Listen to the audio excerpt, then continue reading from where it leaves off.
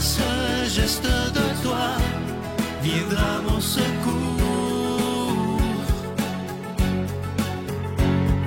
Viens semer dans mon âme le grain de l'amour. Je traverse un désert et je meurs de soif. Montre-moi le mystère qui garde la foi. Bonjour, bienvenue à votre émission La Victoire de l'amour en ce samedi 9 août 2025. J'espère que vous vous portez bien chez vous. On rejoint tout de suite pour sa chronique l'abbé Stéphane Roy et ce sera Luc Faneuf qui va nous commenter l'Évangile d'aujourd'hui.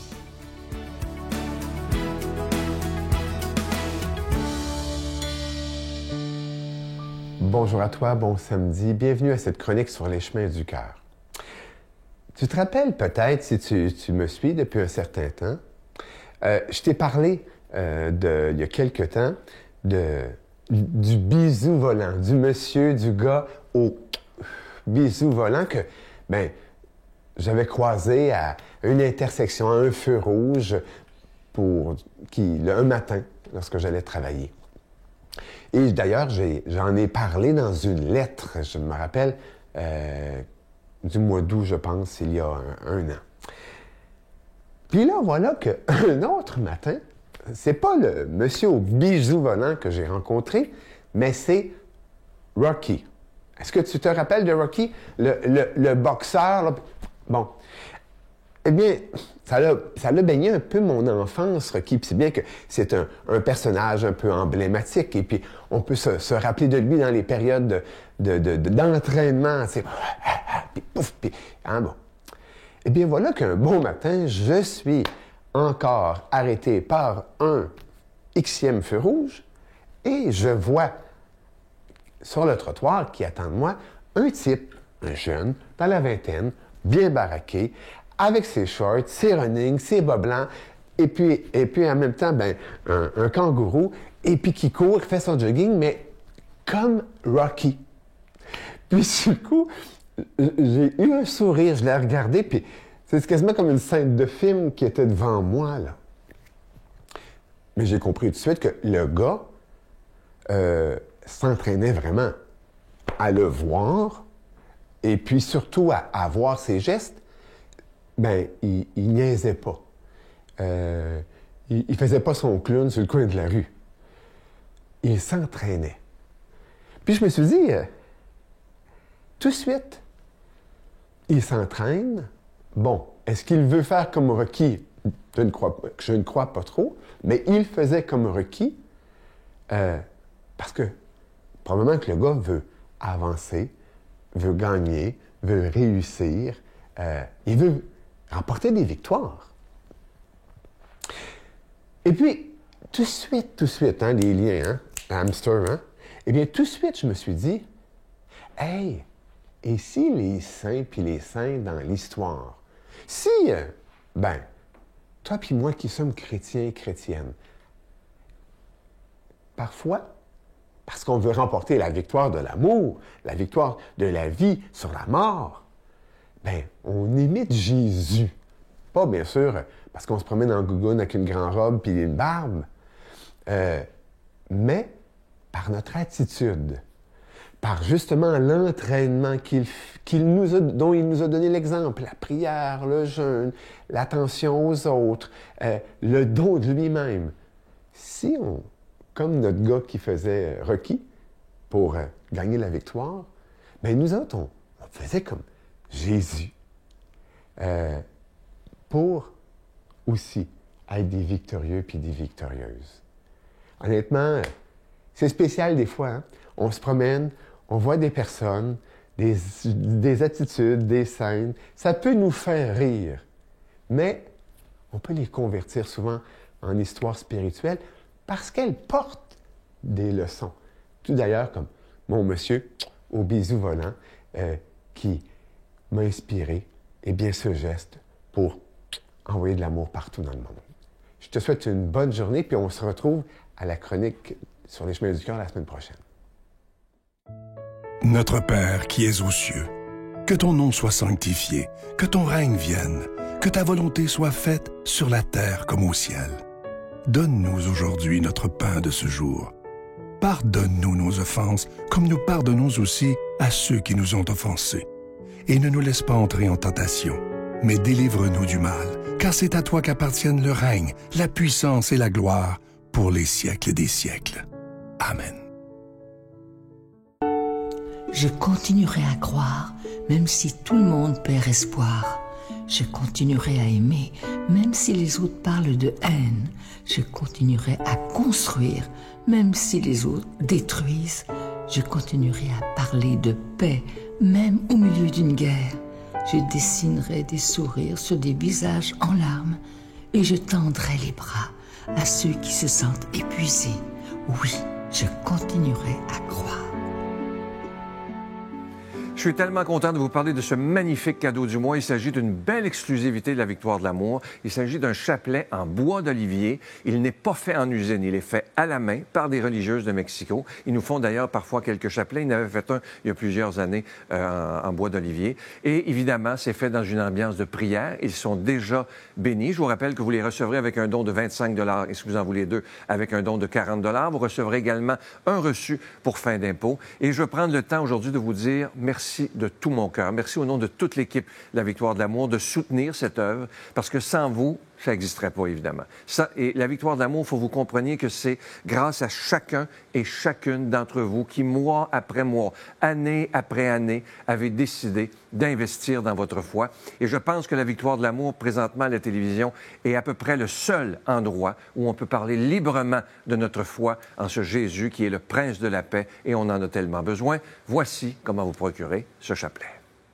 Par la poste à la Victoire de l'amour, casier postal 120, succursale Boucherville à Boucherville, le J4B 5E6, ou par téléphone, par carte de crédit, du lundi au jeudi, de 8h à 17h, au 514-523-4433, ou à notre numéro sans frais, le 1-888-811-9291. Également sur notre site Internet, le www.lavictoiredelamour.org. Avec votre don, vous recevrez aussi un reçu pour fin d'impôt. Merci de donner des mains à la Providence. Merci d'investir dans votre foi.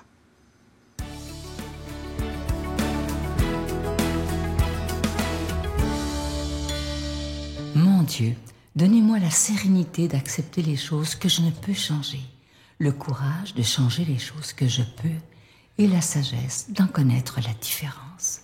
Amen.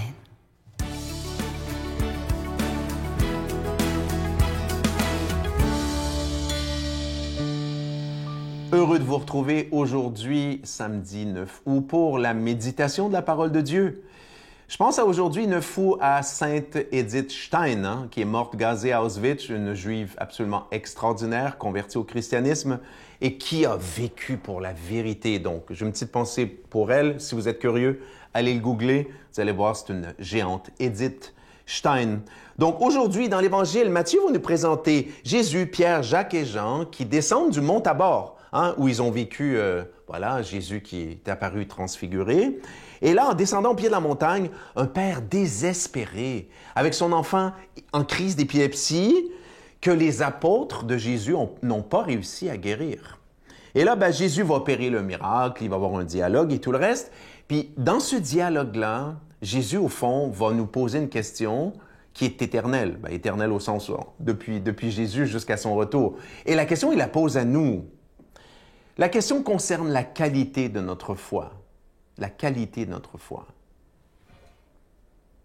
Une petite prière. Seigneur Jésus, tu as désiré que tes apôtres et tes disciples développent une foi envers le Père semblable à la tienne, toi qui avais une foi parfaite. Seigneur Jésus, donne-nous de développer chaque jour une foi plus profonde, plus ardente, une foi qui nous permette de déplacer les montagnes, une foi qui ne considère rien comme impossible. Jésus, Pierre, Jacques et Jean rejoignent la foule après que Jésus ait été transfiguré sur la montagne. Un homme s'approche devant lui, tombe à genoux et lui dit « Seigneur, Seigneur, prends pitié de mon fils. Il a des crises. Il est bien malade, des convulsions. Souvent, il tombe dans le feu, souvent aussi dans l'eau. Je l'ai mené à tes disciples, ils n'ont pas pu le guérir. » Ah, c'est intéressant.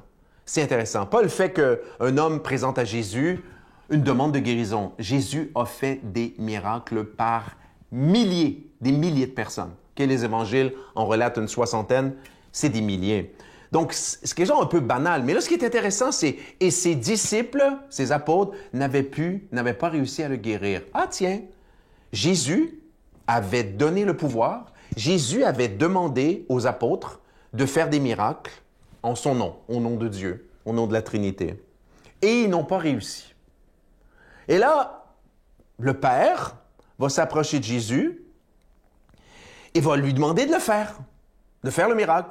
Parce que le Père sait que Jésus, lui, quand il fait un miracle, ben voilà, quand il veut faire un miracle, ça se produit. Alors Jésus, on dit alors attention, ça cogne un peu. Génération incroyante et dévoyée, faussée. Combien de temps devrais-je rester avec vous? Combien de temps devrais-je vous supporter? Amenez-le-moi ici. Là, il faut savoir que dans le contexte, excusez-moi une expression un peu cavalière, Jésus n'engueule pas, hein, Jésus ne reprend pas que ses apôtres. Parce que quand les scribes pharisiens qui étaient autour de l'enfant possédé ont vu que les disciples n'étaient pas capables de guérir Jésus, imaginez leur joie malhonnête. Ah, vous prétendez que votre maître est si hot, hein? Ben, vous n'êtes même pas capable de le faire. Et au fond, Jésus attaque ces gens-là. Excusez-moi, pas attaque. Jésus critique ces gens-là en leur disant « Pourquoi continuez-vous de douter? » Mais un petit reproche aussi aux apôtres. Et là, Jésus interpelle vivement l'enfant, le démon sortit, et à l'instant même, l'enfant fut guéri. Et là, le dernier texte. Alors, les disciples s'approchent de Jésus. Mais pour quelle raison est-ce que nous, on n'a pas pu le guérir, expulser le démon? Jésus leur répond, « Attention, messieurs, dames, le message pour vous et moi, c'est parce que vous avez trop peu de foi.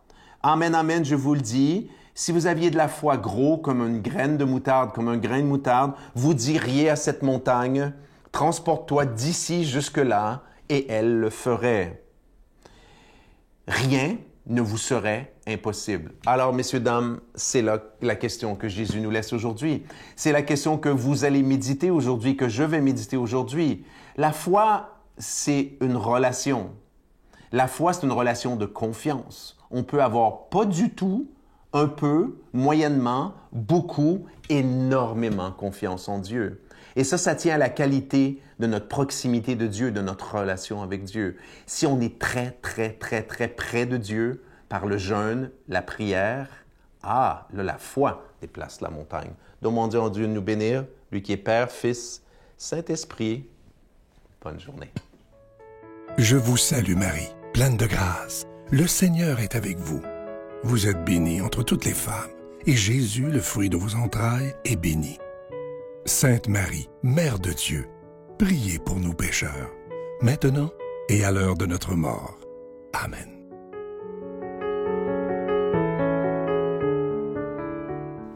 Je vous laisse aujourd'hui avec une citation de Nelson Mandela. On le sait qu'il a été emprisonné et qu'il a eu une attitude exemplaire même dans son emprisonnement.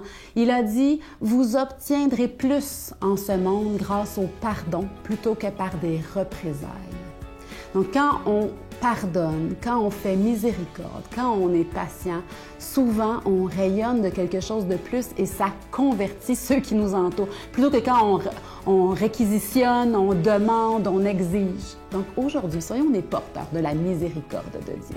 Bonne journée. J'ai tellement changé, puis je vis tellement dans la gratitude, chose qu'avant, je pensais que j'étais dans la gratitude, mais pas ce type de gratitude-là. Tout simplement aimer, sans être obligé, simplement souffrir, ne serait-ce qu'un moment.